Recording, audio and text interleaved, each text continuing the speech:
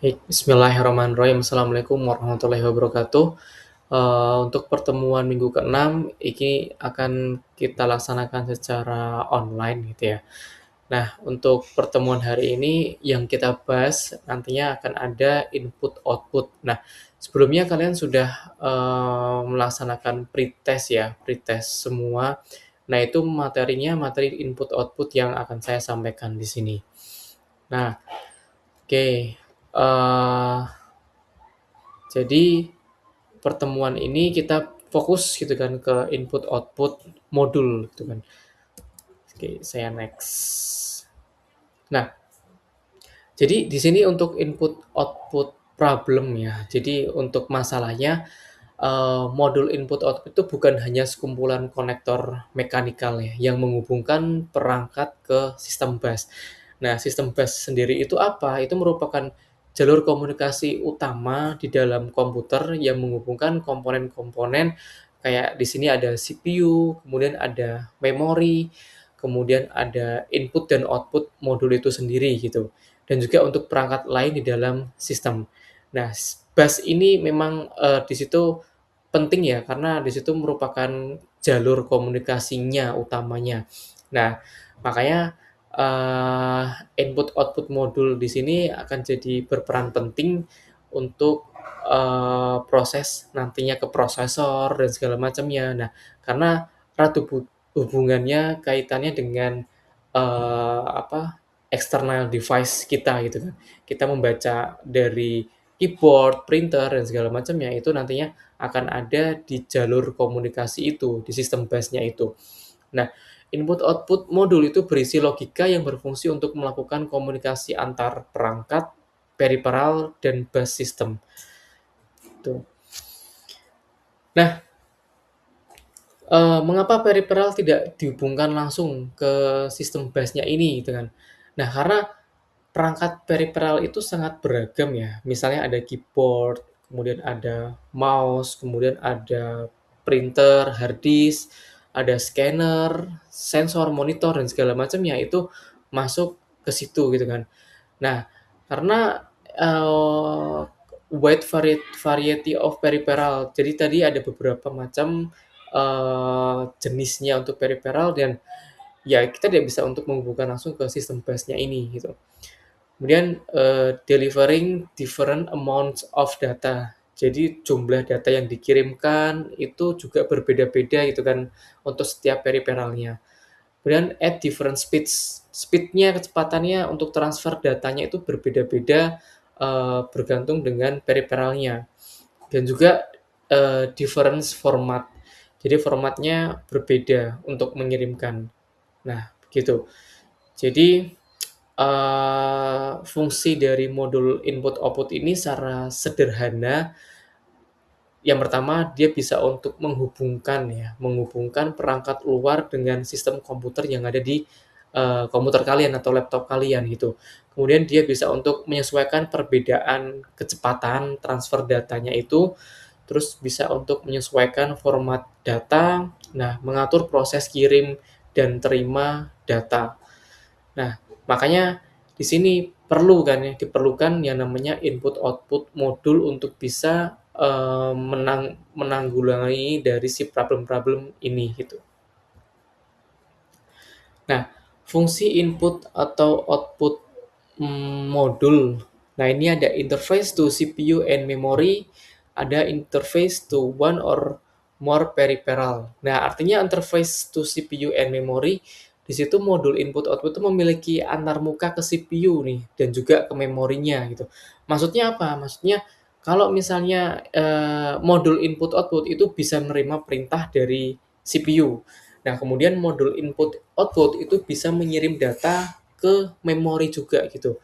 Jadi modul input output bisa juga mengambil data memori, dari memori kemudian dikirimkan ke perangkat luar atau device eksternal. Nah, jadi sisi ini merupakan jalur komunikasi antara modul input output dengan bagian internal komputer, gitu. Contoh misalnya, CPU memberikan perintah, "Ambil ini data dari keyboard," gitu kan. Kemudian modul input output menerima perintah itu. Nah, data hasil input lalu dikirimkan ke memori atau ke CPU. Nah, begitu. Nah, kalau misalnya yang interface to one or more peripheral. Nah, di sini artinya modul input output itu juga memiliki antarmuka ke satu atau lebih perangkat peripheral. Nah, maksudnya di sini modul input output menjadi penghubung langsung ke perangkat-perangkat luar atau device-device eksternal. Satu modul input output itu bisa melayani satu perangkat atau beberapa perangkat sekaligus. Misalnya apa sih? Nah, misal satu modul input output itu terhubung ke keyboard, kemudian modul input output lain terhubungnya ke printer. Nah, laptop kan bisa itu kan, bisa untuk dihubungkan ke dalam beberapa peripheral yang ada gitu. Kemudian satu controller bisa menangani beberapa perangkat untuk penyimpanan. Nah, seperti itu. Jadi gambaran sederhananya CPU atau memori, kemudian di situ ada panah bolak-balik ya, input output modul dan juga peripheralnya. Nah, ini generic model dari input output modul ya. Nah, ini bersama tadi ya untuk yang sistem bus-nya ada address line, ada data lines, ada control lines. Nah, kemudian di situ ada input output modulnya. Nah, address line ini dia berisi alamat ya, jalur alamat di mana perangkat mana yang akan dituju. Nah, itu masuk ke address line ini. Kemudian untuk data lines ini merupakan jalur datanya. Sudah ada alamatnya, jalurnya mana sih keterhubungannya antara alamat ini dengan yang lainnya tuh pakai jalur apa sih? Nah, itu ada di data lines. Kemudian kalau yang control lines di situ merupakan jalur kontrolnya. Jadi fungsinya di sini untuk membawa perintah atau sinyal kendali nih. Misalnya ada read, misalnya ada perintah untuk write, ada perintah untuk interrupt, ada perintah untuk, oh ini device-nya lagi busy nih, atau oh device ini lagi ready nih, gitu. Jadi misal kalian ada punya printer gitu kan, kemudian printer itu ketika sudah terhubung pasti kan ada statusnya ya. Statusnya apakah printer itu ready atau tidak. Kalau misal tidak, mungkin ada tanda merah kemudian ini belum terhubung, belum connect. Tapi kalau misalnya sudah hijau, berarti sudah bisa untuk digunakan. Nah, itu status untuk kontrolnya ini. Gitu. Nah, di sini link untuk peripheral devices. Ada banyak ya. Nah, untuk jenis-jenis perangkat eksternal, ini ada human readable, ada pakai screen, ada printer, ada keyboard. Ini merupakan perangkat-perangkat eksternal. Untuk machine readable, ada monitoring and control, magnetic disk and tap system, sensor dan juga aktuatornya. Ini ada di mesin readable. Nah, untuk communication-nya, dia memungkinkan komputer untuk bertukar data dengan perangkat yang jauh, remote device. Dia bisa untuk pertukaran data. Nah, ada juga untuk modem, kemudian ada NIC, Network Interface Card. Nah, ini external device block diagram. Nah, ada control signal from input output modul. Nah, panah ini itu kan berarti input output modul mengirimkan sinyal kontrol ke perangkat. Jadi ini sinyal kontrolnya kayak misalnya berupa apa? Ayo mulai bekerja gitu kan, atau baca data, atau tulis data. Nah, itu kontrol-kontrol yang dikirimkan dari input output modul ke perangkat gitu. Kemudian cek status, bisa aja seperti itu. Nah, sinyal ini kemudian nantinya akan masuk ke bagian control logic. Nah, ada control sinyal, kemudian ada control logic gitu, masuk ke dalam control logic.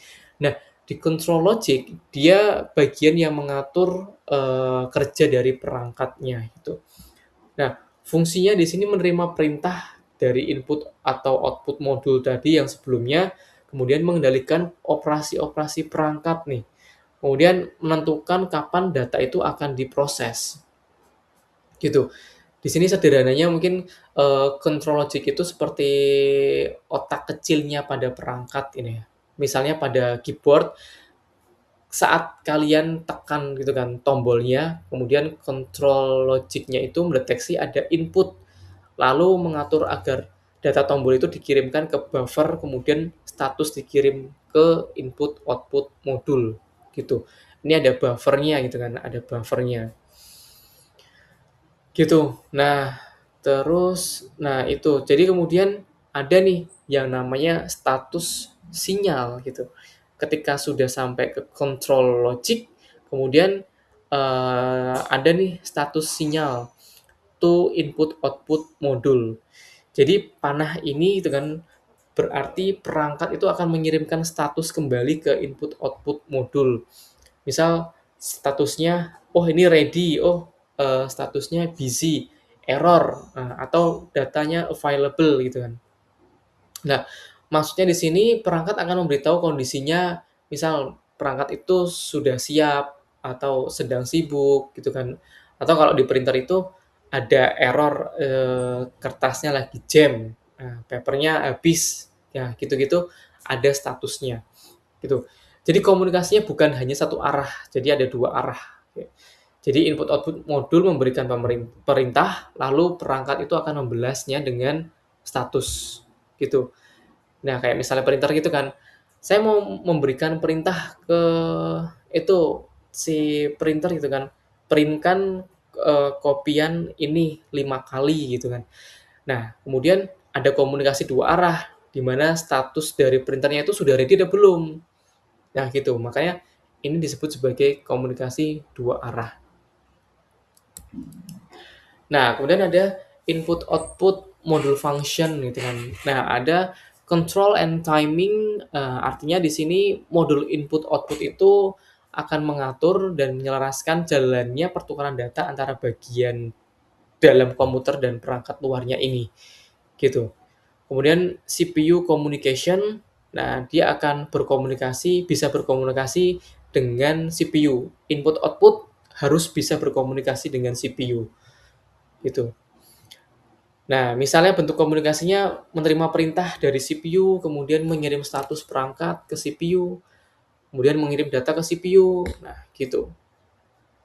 Kemudian device communication gitu kan. Artinya modul input juga harus bisa itu kan berkomunikasi dengan perangkat luar. Karena setiap perangkat itu punya cara bekerja yang berbeda-beda, modul input output itu harus mengirimkan sinyal sinyal nih, sinyal kontrol ke perangkat, kemudian, menerima data dari perangkat, membaca status perangkat, gitu. Tadi contohnya, modul input output harus tahu apakah printer ini tuh sedang siap, sibuk, atau lagi error, entah itu kertasnya atau yang lainnya, gitu. Kemudian untuk data buffering, nah data buffering di sini, dia itu menyediakan input output itu menyediakan, tempat penampungan sementara untuk data. Nah, ini penting karena CPU dan memori itu bekerja sangat cepat. CPU dan memori atau random access memory dia itu bekerjanya sangat cepat. Nah, perangkat luar itu biasanya lebih lambat dibandingkan CPU dan juga memori. Nah, kalau data itu langsung dipindahkan tanpa buffer, nah bisa terjadi ketidaksesuaian kecepatan. Nah, maka data itu dapat ditampung dulu, di-buffer, lalu dipindahkan dengan lebih teratur, gitu. Nah, kemudian ada error detection.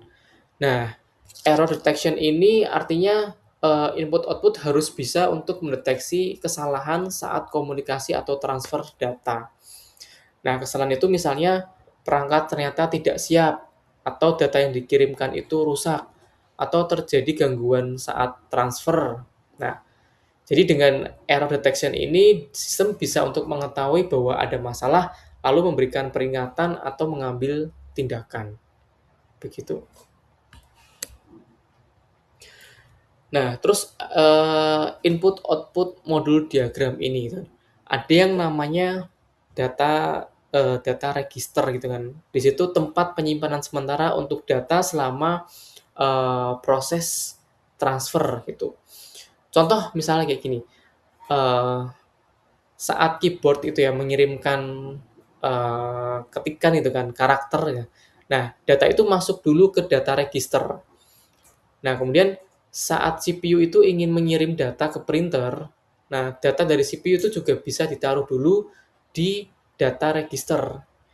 Nah, saat disk itu mengirimkan blok datanya, data itu melewati register ini sebelum diteruskan, gitu.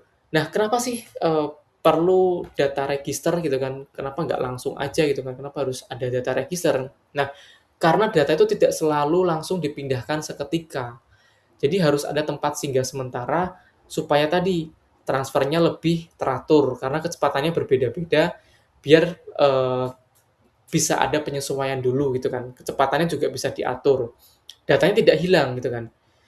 Nah, makanya tadi ada di buffering itu di mana data itu bisa kecepatannya itu bisa berbeda-beda, CPU dan juga memori itu punya kecepatan yang kencang, cepat gitu kan, sedangkan yang lainnya tuh lambat. Makanya kita butuh ya namanya data register gitu kan, data dimasukkan ke dalam tampungan gitu. Nah, status register di sini kayak ready, busy, kemudian ada error, ada data available. Nah, itu merupakan status registernya gitu. Nah, itu, jadi misalnya alur sederhananya ini tuh untuk yang input output modul diagram, misal saat terjadi input ya, input itu keyboard mengirimkan huruf atau karakter. Nah, perangkat luar itu akan mengirimkan datanya gitu kan. Kemudian external device, interface itu logic menerima data. Jadi bisa untuk menerima datanya, data bisa masuk ke data register. Nah, status registernya baru diperbarui nih, oh data available gitu. Kemudian CPU itu akan membaca status registernya. Nah, jika siap, CPU mengambil data dari data register melalui data lines. Data lines itu kayak penghubungnya, jalan rayanya gitu kan, gitu. Nah, kalau saat output, contoh CPU itu mengirimkan data ke printer. CPU mengirimkan data ke printer. Nah, CPU akan mengecek status register apakah printer itu sudah siap untuk menerima instruksi gitu. Jika siap, nah CPU menaruh data itu pada registernya, kemudian CPU menulis perintah ke kontrol registernya. Jadi input output logic ya, input output logiknya itu akan mengatur pengiriman data ke external device gitu. Kemudian perangkat menerima data dan menjalankan operasinya. Langsung tuh cetak tuh atau print gitu. Nah, ini ada three techniques for input of a block of data ya. Ada programmed input output, ada interrupt driven input output dan juga ada DMA gitu. Direct Memory Access gitu. Nah, jadi ini untuk perbedaannya gitu kan. Dimana untuk yang program input output itu CPU. Nah, CPU itu bekerja keras gitu ya. CPU memberikan perintah, mengecek status, mengambil data, menyimpan data ke memorinya. Jadi CPU itu sangat sibuk gitu kan. Prosesnya banyak banget di dalam program input output ini. Nah, sedangkan ini nih ada interrupt driven input output. Nah, ciri utamanya di sini CPU tidak perlu untuk mengecek status terus-menerus. Kalau yang sebelumnya program input output, CPU itu harus cek terus-menerus gitu kan untuk jadi prosesnya tuh setiap proses tuh ada untuk CPU itu bekerja gitu. CPU bisa mengerjakan pekerjaan lain ini sambil menunggu karena CPU itu kan sangat cepat ya. Nah, kalau misalnya ada pekerjaan lain ya kita bisa untuk sambi CPU itu bisa untuk melakukannya secara eee, apa namanya, paralel gitu kan. Input output modul itu akan memberitahu CPU dengan interrupt saat perangkat itu sudah siap. Jadi biarkan itu input output yang menanganinya dulu, kalau sudah siap dikasih sinyal, nah baru si CPU akan memprosesnya, gitu. Nah, sedangkan untuk yang DMA atau Direct Memory Access, dia CPU itu hanya memberikan instruksi di awal saja gitu, di awal saja. Nah, setelah itu ada yang namanya DMA controller yang tugasnya itu mengurus transfer data, gitu. Data dipindahkan langsung antara input output dan memorinya. Kemudian CPU di sini tidak perlu memindahkan data satu persatu. Jadi tugasnya sangat ringan dibandingkan yang program input output dan juga interrupt driven input output.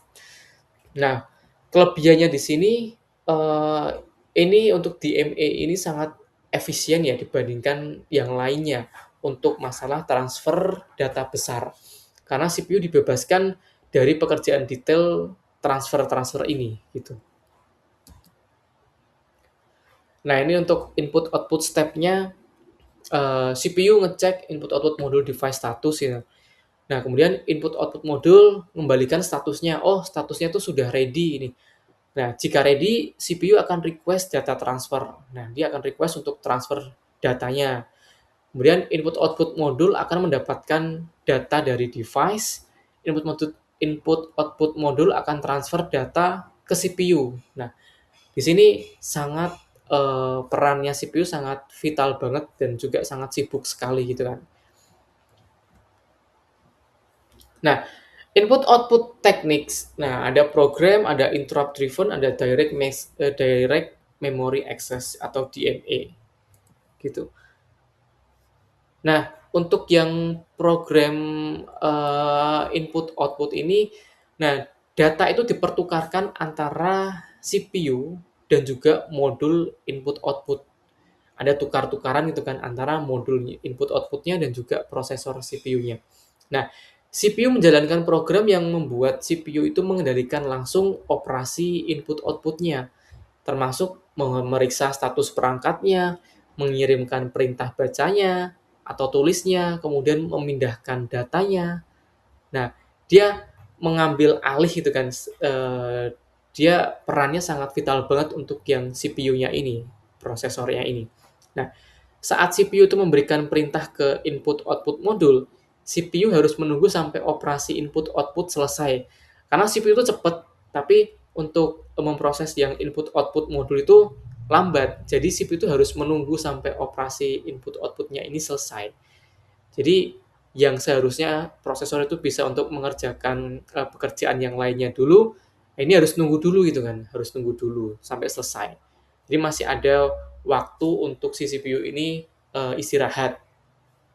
Nah, jika CPU lebih cepat daripada input output modul, sudah pasti CPU itu lebih cepat dibandingkan input output modul. Nah, waktu CPU itu banyak yang terbuang, yang sebenarnya bisa untuk melakukan pekerjaan yang lain, tapi di sini malah menunggu dari statusnya input output modul ini, gitu. Jadi sangat membuang-buang waktu gitu. Nah, ini untuk yang program input output detailnya, CPU akan meminta operasi input output, modul input output akan menjalankan operasinya, modul input output mengatur atau mengisi bit statusnya, apakah ready, apakah ada error. CPU memeriksa bit status secara berkala, dicek-cekin. Kemudian modul input output tidak memberitahu CPU secara langsung. Modul input output tidak mengirim interrupt kepada CPU. Nah, kemudian tidak ada interrupt-interruptan gitu kan. Jadi CPU itu dapat menunggu atau kembali lagi nanti.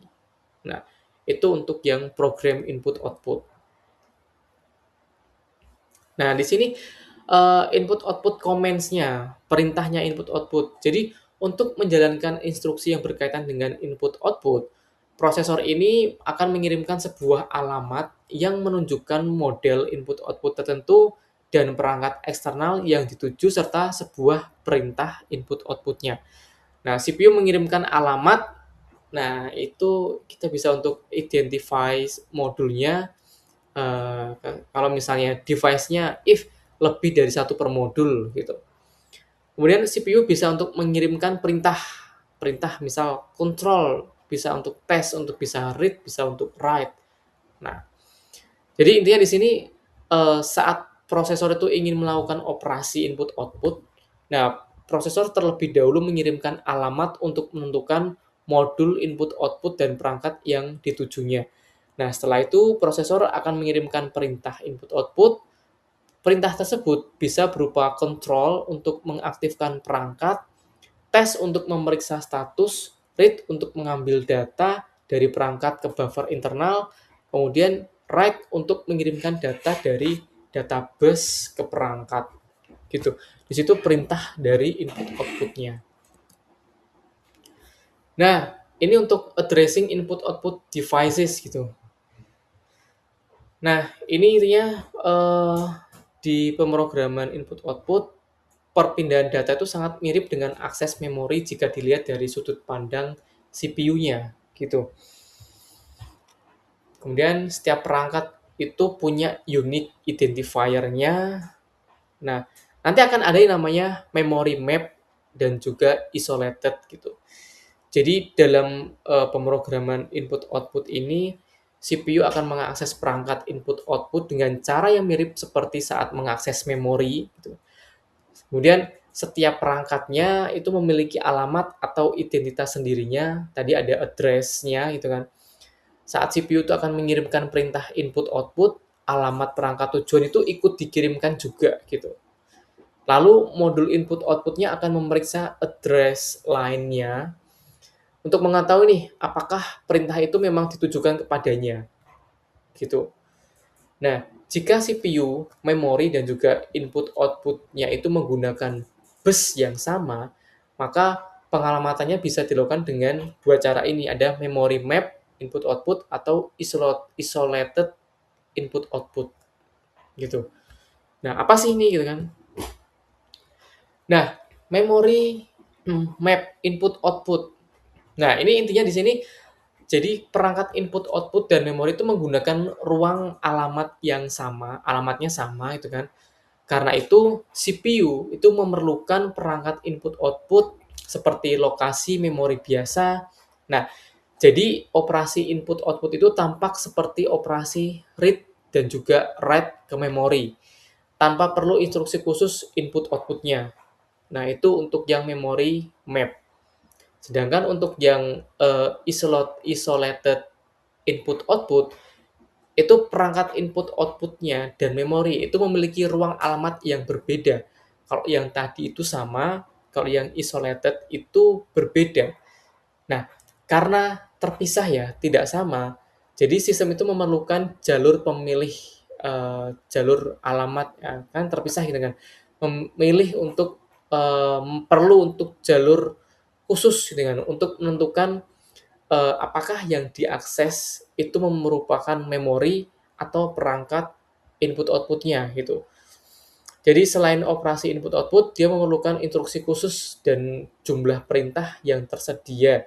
Biasanya lebih sedikit ini ya. Pilihan perintahnya terbatas untuk yang isolated input output. Nah, terus ada yang kedua itu kan interrupt driven input output. Nah, kalau tadi CPU itu akan menunggu perintah gitu kan, menunggu pemrosesan input output karena sangat cepat CPU-nya jadi dia menunggu gitu kan. Nah, ini ada interrupt driven input output. Di sini dia bisa untuk mengatasi CPU yang harus menunggu. Jadi CPU biar dia bisa untuk mengerjakan pekerjaan lainnya dulu gitu. Nah, prosesor itu akan mengirimkan perintah input output, lalu tetap melanjutkan eksekusi instruksi lain gitu. Dan akan diinterupsi oleh modul input output ketika modul tersebut telah menyelesaikan pekerjaannya. CPU tidak perlu berulang kali memeriksa perangkat. Jadi kan harus dicek nih, sudah jadi apa belum? Sudah ready apa belum? Sudah ada kendala atau enggak? Nah, itu CPU tidak perlu untuk ngeceknya gitu kan. Karena apa? Karena modul input output ini akan mengirimkan interrupt ketika sudah siap. Jadi kayak diberitahu gitu, "CPU saya sudah siap," gitu kan, "ini printernya sudah ready."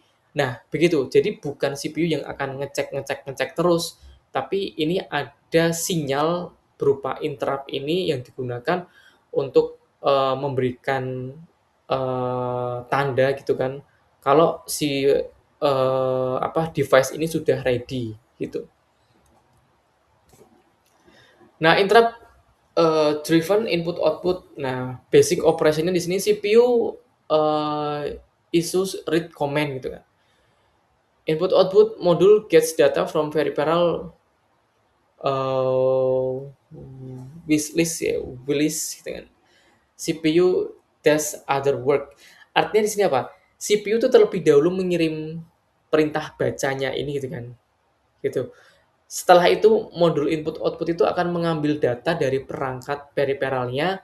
Nah, sementara